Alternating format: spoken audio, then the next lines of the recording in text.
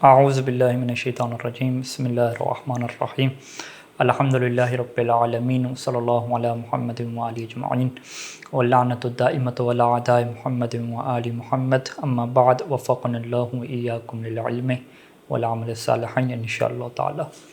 درس نمبر ہمارے پاس 15 ہے اور جو موضوع گفتگو ہے توحید افعالی کے تحت مختلف سوالات ہم نے شروع کیے تھے، اور جس میں سے ابھی توحید افعالی کی آخری گفتگو ہے تقریباً یہ کہ موضوع گفتگو یہ ہے کہ یہ جو جملہ کہا جاتا ہے کہ خیر اللہ کی طرف سے اور شر بندے کی طرف سے ہے، اس کا کیا مطلب ہے؟ اور اسی طریقے سے جو اس حوالے سے مختلف جملے کہے جاتے ہیں ان کی صحیح تفسیر کیا ہے؟ جیسے پہلا جملہ یہ کہا جاتا ہے کہ خیر اور شر دونوں اللہ کی طرف سے ہیں، تو اس کا کیا مطلب ہوگا؟ اور دوسرا جملہ یہ کہا جاتا ہے کہ خیر اور شر دونوں کے دونوں انسان کی طرف سے ہیں، اس کا کیا مطلب ہے؟ اور تیسرے نمبر پہ یہ کہا جاتا ہے کہ خیر اللہ کی طرف سے اور شر انسان کی طرف سے، تو اس کا کیا مطلب بنتا ہے؟ تو ہم ان تینوں نظریات پہ گفتگو کریں گے، اور اس کی وجہ یہ ہے کہ یہ جو تینوں جملے ہیں اگر اس کی مختلف قسم کی تفسیریں کی جائیں اور مختلف طرح کی روایات کو اس بارے میں اور قرآن مجید کی آیات کو دیکھا جائے تو تینوں جملوں کے مختلف معنی اور مختلف تفسیریں اور مختلف روایات اور آیات تینوں معنی کے اوپر دلالت کرتی ہیں، لیکن ہر ایک کا معنی دوسرے سے الگ ہو کر ہمیں سمجھ میں آ سکتا ہے۔ سب سے پہلے ہم چلتے ہیں کہ خیر اور شر اللہ کی طرف سے ہیں، اس کا کیا مطلب ہے؟ گزشتہ گفتگو جو توحید افعالی تھی اس میں ہم نے یہ بات واضح کی تھی کہ کائنات میں جو بھی کام ہو رہا ہے، کوئی بھی فعل ہو رہا ہے، وہ فعل اللہ تعالیٰ کے ارادہ تکوینی اور اذن تکوینی اور اس کی جو مشیت ہے اسی کے ماتحت ہو رہا ہے۔ ہم ایسا نہیں کہہ سکتے کہ اللہ کا اختیار ختم ہو گیا ہے، یا بہت سارے لوگ اگر کسی کام کو انجام دے رہے ہیں تو ان کے پاس کوئی الگ سے اپنی قوت اور طاقت ہے، اور وہ جب کام کرتے ہیں تو اللہ انہیں روک بھی نہیں سکتا۔ اب اللہ کا کسی قسم کا کوئی تکوینی ارادہ اور کسی قسم کا کوئی ان کو پرمیشن اور اجازت دینا اس کی کوئی ضرورت نہیں ہے، نہیں ایسا نہیں ہے۔ توحید افعالی کا یہ تقاضا ہے کہ جو بھی کام انجام پا رہے ہیں، جو بھی انسان فعل انجام دے رہا ہے، کوئی بھی مخلوق کسی فعل کو انجام دے رہی ہے، چاہے وہ اچھا فعل ہو چاہے برا ہو، چاہے وہ خیر ہو چاہے وہ شر ہو، وہ سب کے سب اللہ کی دی ہوئی طاقت سے انجام پا رہے ہیں۔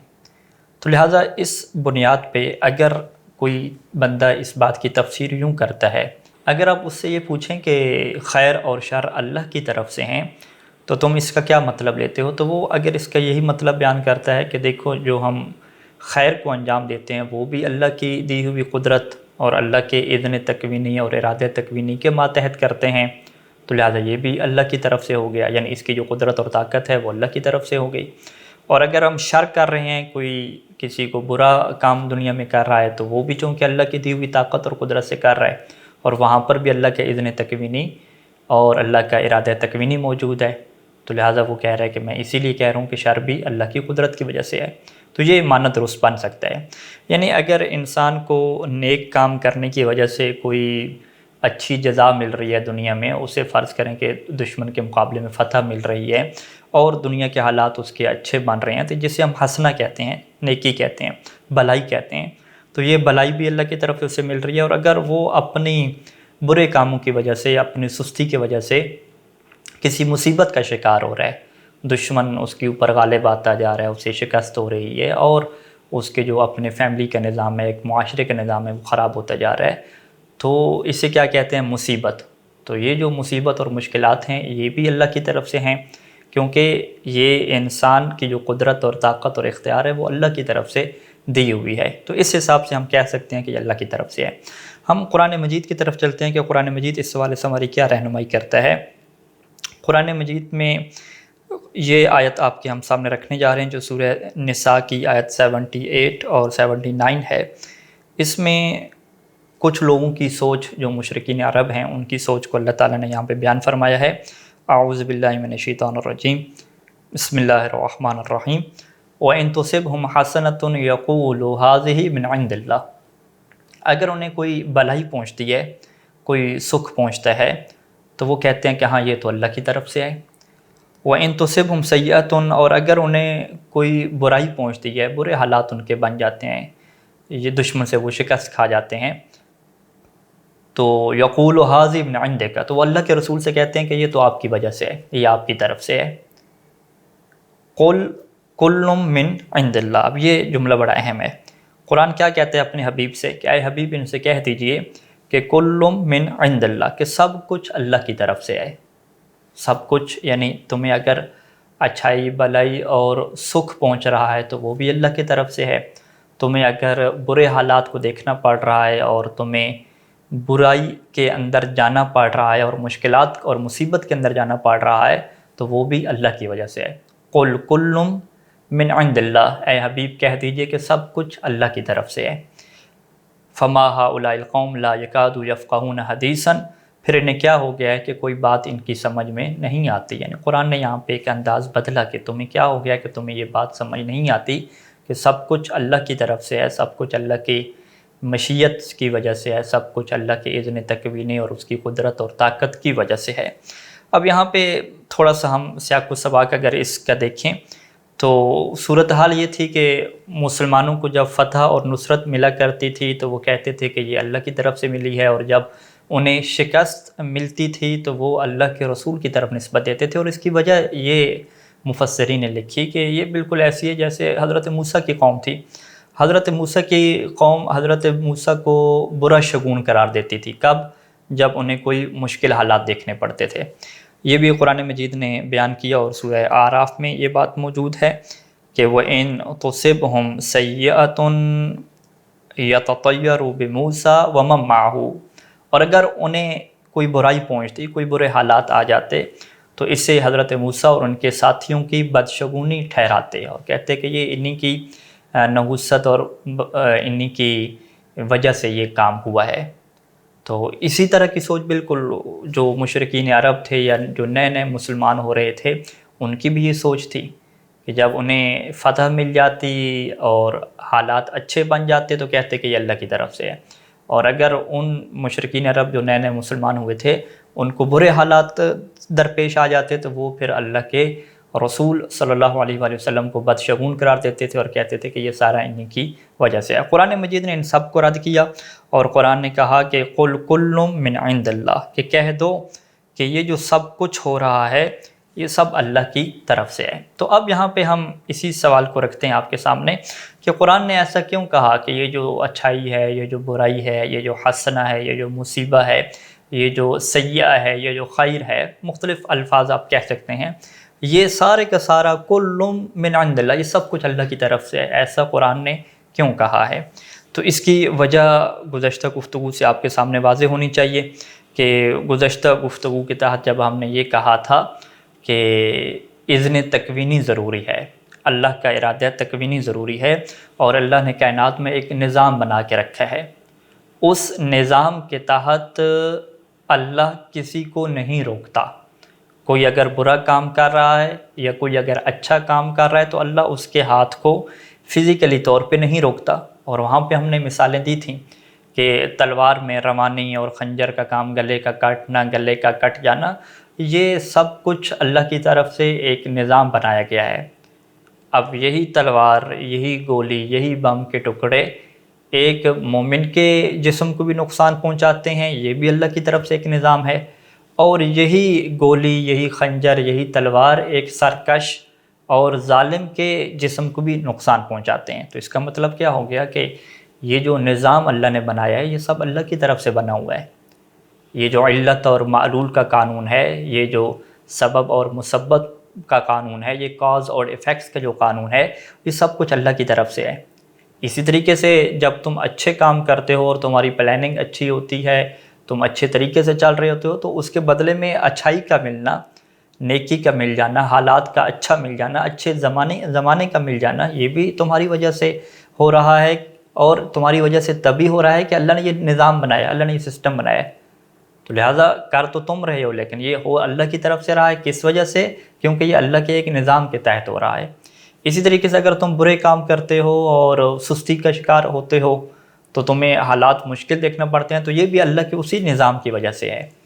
اور اسی وجہ سے قرآن مجید نے یہ کہا کہ دیکھو تمہیں اگر برے حالات ملتے ہیں، کوئی مصیبت ملتی ہے، تو وہ بھی اللہ کے اذن کی وجہ سے ملتی ہے۔ سورہ تغابن کی 11 نمبر آیت میں کیا ارشاد ہوتا ہے کہ ما اصاب من مصیبت الا باذن اللہ، کہ تمہیں کوئی بھی مصیبت نہیں ملتی، کچھ بھی مصیبت تمہیں تکلیف نہیں پہنچتی الا باذن اللہ، مگر وہ اللہ کے اذن تکوینی کی وجہ سے۔ اذن تکوینی، ارادہ تکوینی گزشتہ دروس میں ہم یہ بیان کر چکے ہیں کہ اللہ کا کسی کو نہ روکنا یہ اذن تکوینی ہوتا ہے، کہ فزیکلی طور پہ جب اللہ کو نہیں روکتا، ہاں تشریعی طور پہ روک دیا، اسے برے کاموں سے روک دیا، برائی سے روک دیا، لیکن فزیکل طور پہ وہ نہیں روک رہا، حالانکہ روک سکتا ہے، تو اس کو ہم کیا کہتے ہیں؟ یہ اللہ کی طرف سے اذن تکوینی موجود ہے، جیسے اذن اللہ کہتے ہیں۔ تو اب انسان کو اگر مشکلات پیش آ رہی ہیں، برائیاں پیش آ رہی ہیں، مشکل حالات میں پڑ رہا ہے، تو وہ بھی اللہ کے اذن کی وجہ سے ہے۔ اور یہاں پہ ایک اور روایت بھی گزشتہ درس میں گزر چکی ہے کہ وہاں پہ امام صادق علیہ السلام سے یہ روایت تھی کہ امام علیہ السلام بھی یہ فرما رہے تھے، الکافی کی یہ روایت تھی کہ من زعم ان الخیر والشر بغیر مشیت اللہ، کہ جو یہ سوچتا ہے کہ خیر اور شر اللہ کی مشیت کے بغیر ہیں، دونوں اللہ کی مشیت کے بغیر ہیں، فقط اخرج اللہ من سلطان ہی، تو اس نے اللہ کو اس کی سلطنت اور قدرت اور طاقت اور اختیار سے باہر نکال دیا ہے۔ تو لہٰذا اگر خیر اور شر ہو رہے ہیں تو سب کے اوپر اللہ کا اذن تکوینی موجود ہے، اللہ کا ارادہ تکوینی موجود ہے۔ اللہ فزیکلی طور پہ کسی کو نہیں روک رہا تو تب وہ خیر بھی کر پا رہا ہے، تب وہ برائی بھی کر پا رہا ہے۔ ہاں جس دن اللہ نے چاہ لیا، جس دن اللہ نے چاہا، جس دن اللہ کی مشیت یہ بنی کہ وہ اس برائی کو روکے تو وہ رک جائے گی۔ وہ حضرت ابراہیم علیہ السلام کو آگ میں ڈالیں گے، مگر اللہ کی مشیت ہوگی کہ آگ نہ جلائے تو آگ نہیں جلائے گی۔ لیکن اگر اللہ کی مشیت ہے کہ یہ خنجر امام حسین علیہ السلام کے گلے پہ چلے گا اور میں اس کو نہیں روکوں گا، میں شمر کے ہاتھ کو نہیں روکوں گا فزیکلی طور پہ، تو وہ خنجر چل جائے گا اور امام حسین علیہ السلام شہید ہو جائیں گے۔ اسے کیا کہتے ہیں کہ یہ جو شر ہے یہ اللہ کی مشیت میں، یعنی فزیکلی طور پہ اللہ کے نہ روکنے کی وجہ سے ہوا ہے۔ تو لہٰذا امام علیہ السلام نے فرمایا کہ اللہ کی سلطنت اور قدرت اور جو اس کا اختیار ہے اسی میں یہ سب کچھ ہو رہا ہے۔ اگر اللہ پرمیشن دے رہا ہے فزیکلی طور پہ، کسی کے زبردستی نہیں روک رہا، تو تبھی یہ ہو رہا ہے۔ تو یہ وہ پہلا تصور ہو گیا کہ اگر اس جملے کا یہ آپ معنی کرتے ہیں کہ خیر اور شر اللہ کی طرف سے ہیں، یعنی اللہ کی مشیت کے تحت اور اللہ کے اذن تکوینی کے ساتھ سب کچھ ہو رہا ہے، تو اس کا معنی درست ہے۔ لیکن اگر آپ اس کی یہ تفسیر کرتے ہیں کہ اللہ برائی کا حکم دے رہا ہے علیہ باللہ من ذالک، کہ تم برے کام کرنے لگ جاؤ، تو یہ یقیناً کہ واضح طور پہ غلط بات ہے، کیونکہ اللہ کبھی بھی ظلم کا حکم نہیں دیتا اور کبھی بھی برے کاموں کا حکم نہیں دیتا۔ یہ ایک نظریہ ہو گیا اور اس کی ہم نے درست تفسیر آپ کے سامنے رکھ دی، اور جو غلط معنی ہے وہ بھی آپ کے سامنے رکھ دیا، اور آیات اور روایات بھی آپ کے سامنے ہیں۔ دوسرا جو نظریہ ہے کہ خیر اور شر دونوں انسان کی طرف سے ہیں، کیونکہ اللہ نے انسان کو با اختیار بنایا ہے۔ جب اللہ نے انسان کو با اختیار بنا دیا ہے تو اب اللہ اگر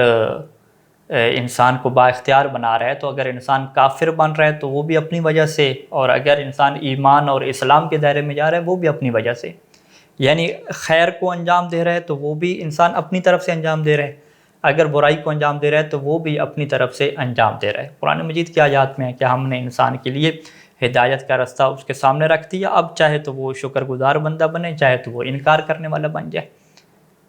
تو اس نظریے کے تحت ہم یہ کہہ سکتے ہیں کہ خیر اور شر دونوں کی نسبت انسان کی طرف ہے، کیونکہ انسان اپنی مرضی سے دونوں میں سے ایک چیز کو اختیار کرتا ہے۔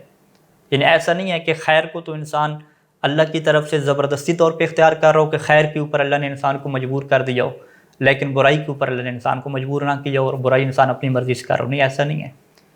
انسان اگر اچھے کام کر رہا ہے وہ بھی اپنی طرف سے اپنے اختیار کی وجہ سے کر رہا ہے، برے کام کر رہا ہے تو وہ بھی اپنی طرف سے اپنے اختیار کی وجہ سے کر رہا ہے۔ دونوں کام کا ذمہ دار جو ہے وہ انسان ہے۔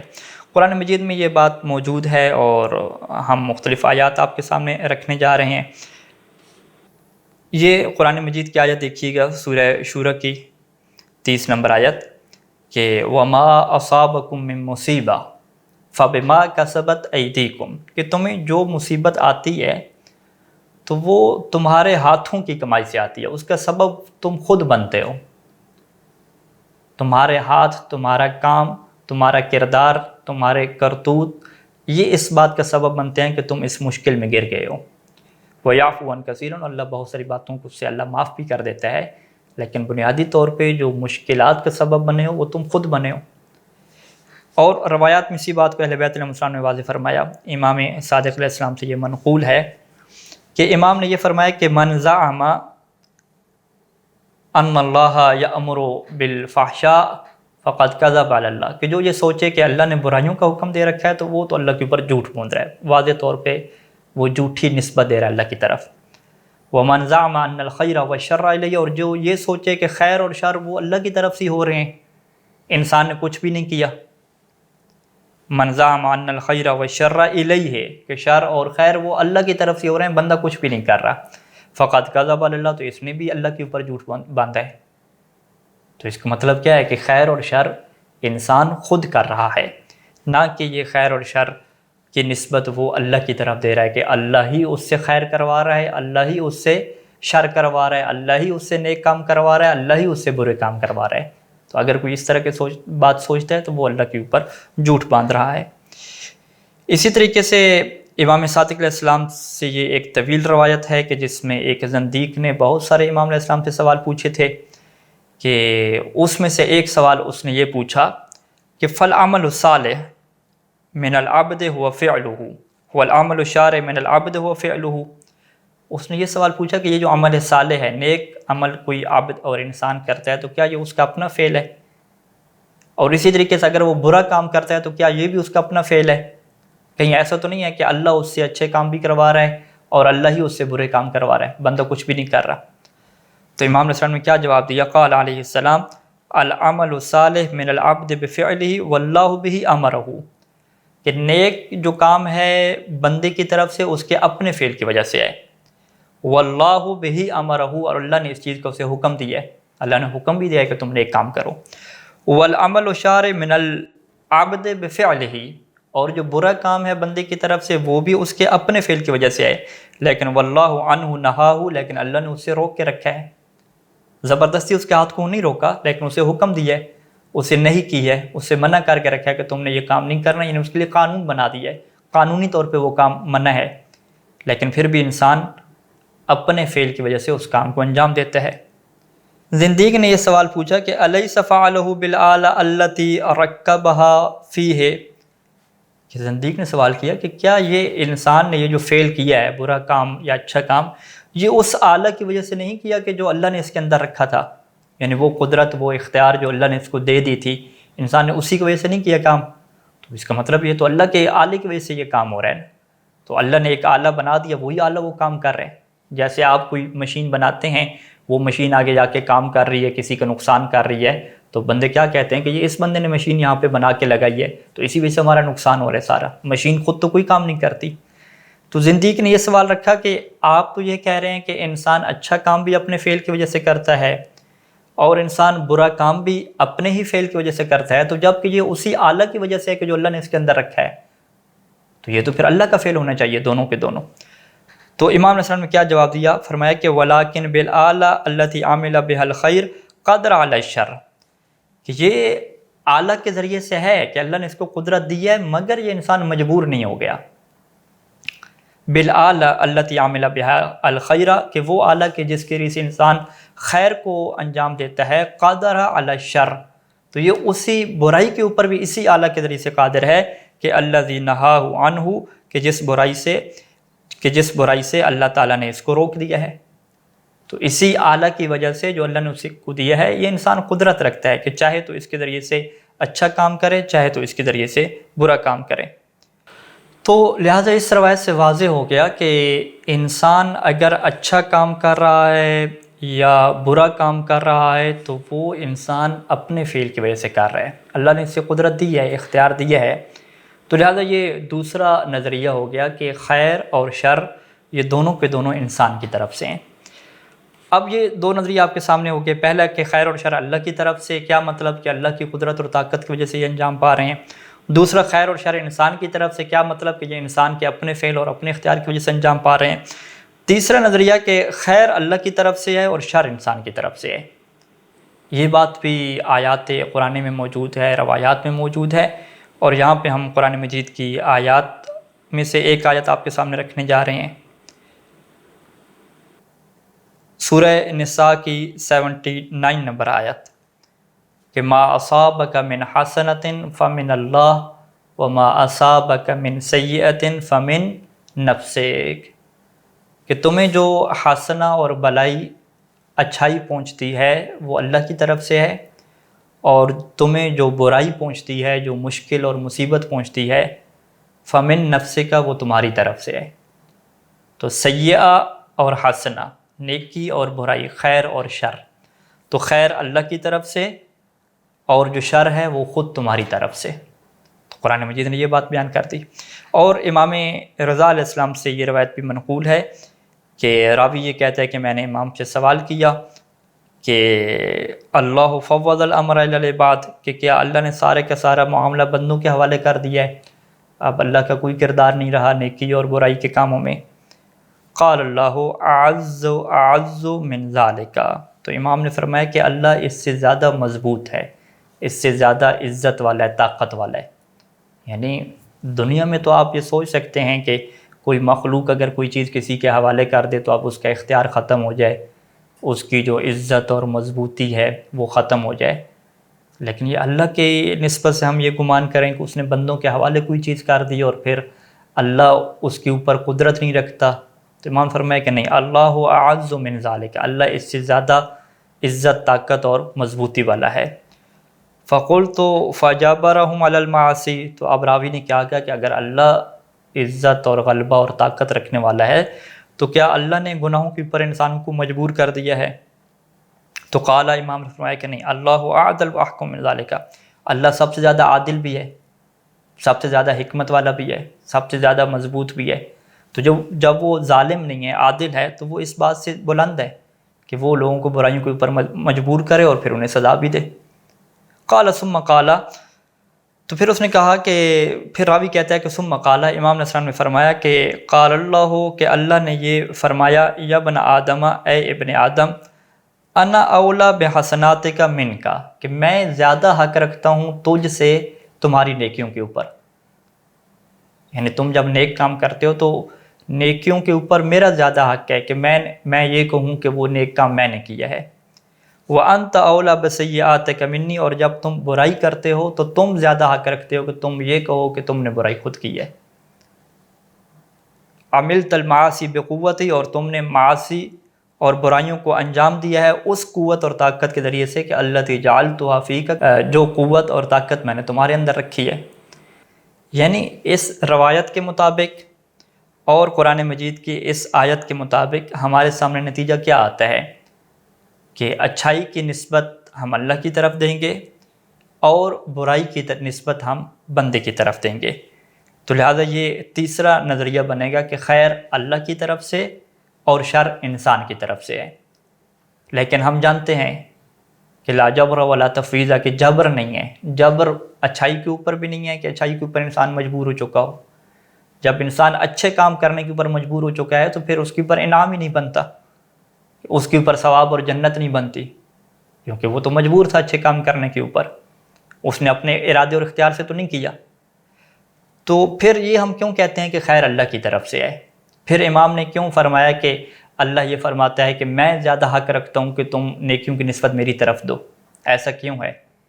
جبکہ ہم جانتے ہیں کہ نیکی ہم اپنے اختیار سے کر رہے ہیں، برائی بھی ہم اپنے اختیار سے کر رہے ہیں، لیکن برائی کی نسبت ہم اپنی طرف دیں گے کہ برا کام میں نے کیا، اور اچھائی کی نسبت ہم اللہ کی طرف دیں گے کہ اچھائی جو ہے وہ اللہ نے کی۔ تو یہ اس طرح کی نسبت میں کیوں فرق ہم رکھ رہے ہیں، اس کی کیا وجہ ہے؟ انشاءاللہ اس کو ہم اگلے درس میں زیر بحث لیں گے، اور وہاں پہ مختلف آیات اور روایات سے یہ بات واضح کریں گے کہ ایسا کیوں ہے کہ انسان جب بھی کوئی اچھا کام کرتا ہے تو اسے اللہ کی طرف نسبت دے، اور جب بھی انسان کوئی برا کام کرے تو اسے اپنی طرف نسبت دے، اسے اللہ کی طرف نسبت نہ دے۔ وصلی اللہ علی محمد و آلہ اجمعین۔